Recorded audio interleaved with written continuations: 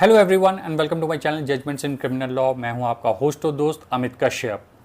Friends, बहुत सारे लोग मुझे कमेंट करते हैं, मैसेज करते हैं और कहते हैं कि भाई मेरे ऊपर सीआरपीसी सेक्शन 91 और 102 के अंतर्गत केस हो गया है, अब इसमें क्या करें।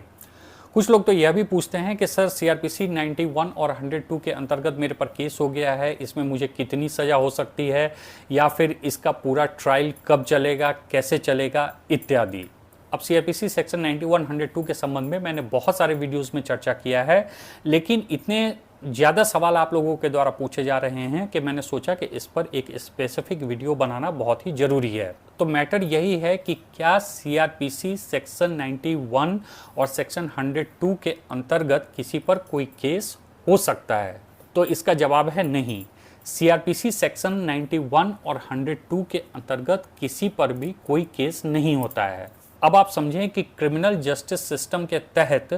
कौन सा कार्य क्राइम होगा और इसकी कितनी सज़ा होगी, इसको डिफाइन किया गया है इंडियन पिनल कोड में। इसके अलावा कुछ स्पेसिफिक क्रिमिनल एक्ट्स हैं जो यह बताते हैं कि कौन सा स्पेसिफिक कार्य क्राइम के अंतर्गत आता है और उनकी सज़ा क्या हो सकती है। जहाँ तक बात रही सीआरपीसी यानी कि क्रिमिनल प्रोसीजर कोड की, तो क्रिमिनल प्रोसीजर कोड इस बात की व्याख्या करता है कि क्रिमिनल जस्टिस सिस्टम को चलाने के लिए जो प्रोसीजर अपनाना होगा वो प्रोसीजर क्या होगा। फॉर एग्जाम्पल, अगर पुलिस को इन्वेस्टिगेशन करना है तो इन्वेस्टिगेशन का प्रोसेस क्या होगा, अगर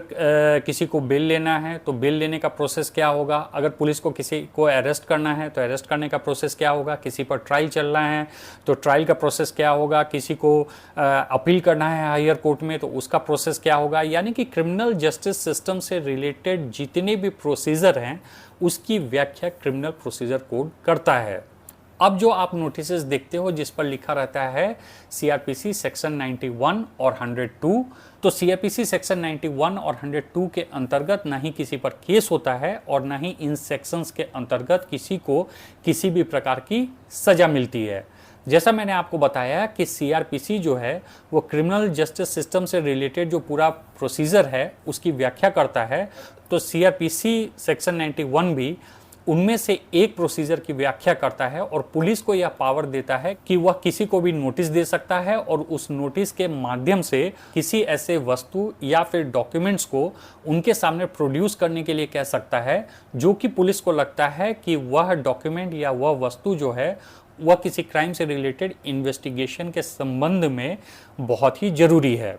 अब स्पेसिफिक रूप से फ्रीजिंग ऑफ बैंक अकाउंट के संबंध में कहूं तो साइबर सेल जो है या पुलिस जो है वह बैंक को सीआरपीसी सेक्शन 91 के अंतर्गत नोटिस करता है, क्योंकि सीआरपीसी उनको यह पावर देता है कि वह इस सेक्शन के अंतर्गत नोटिस कर सकते हैं और नोटिस करके जिनका भी बैंक अकाउंट फ्रीज किया जा रहा है उनसे संबंधित जो भी डॉक्यूमेंट्स बैंक के पास मौजूद हैं उन सारे डॉक्यूमेंट्स या इंफॉर्मेशन को वह बैंक से मांगता है। और चूंकि सीआरपीसी सेक्शन 91 के अंतर्गत नोटिस किया गया है इसलिए को उस व्यक्ति से संबंधित सारे इंफॉर्मेशन साइबर सेल को देने पड़ते हैं। तो सीआरपीसी सेक्शन 91 सिर्फ उस पावर की व्याख्या करता है जो साइबर सेल या पुलिस को मिला हुआ है किसी को नोटिस करने के लिए। इसके अंतर्गत न किसी पर केस होता है और न ही इस सेक्शन के अंतर्गत किसी को सजा मिलती है।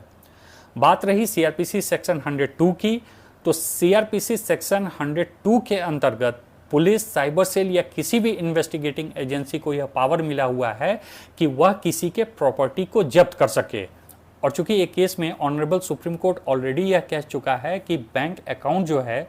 वह सीआरपीसी सेक्शन 102 के अंतर्गत जो प्रॉपर्टी की डेफिनेशन दी गई है उसी प्रॉपर्टी के डेफिनेशन के अंतर्गत आएगा, इसलिए कोई भी इन्वेस्टिगेटिंग एजेंसियां जो हैं वो सीआरपीसी सेक्शन 102 के अंतर्गत किसी भी व्यक्ति का बैंक अकाउंट फ्रीज कर सकती हैं या फ्रीज करने के लिए बैंक को आदेश दे सकती हैं। तो नोटिस पे सीआरपीसी सेक्शन 102 इसलिए लिखा हुआ रहता है कि उसी सेक्शन के अंतर्गत पुलिस को यह पावर है या साइबर सेल को यह पावर है कि वह बैंक को आदेश देकर आपका बैंक अकाउंट फ्रीज करवा सके।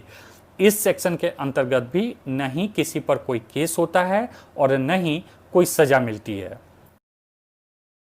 सीआरपीसी सेक्शन 91 और 102 का नोटिस जो है वह साइबर सेल और बैंक के बीच की बात है, उससे आपका कोई भी लेना देना नहीं है, एक्सेप्ट कि जब आप बैंक जाओगे तो उस नोटिस में जो भी इंफॉर्मेशन होगा उसी इंफॉर्मेशन के आधार पर बैंक भी आपको इंफॉर्मेशन दे पाएगा। तो अब आशा करता हूं कि यह बात पूरी तरह से आपको क्लियर हो गई होगी और इस संबंध में कोई भी आपका जो कन्फ्यूजन होगा वह दूर हो गया होगा। Thanks for watching.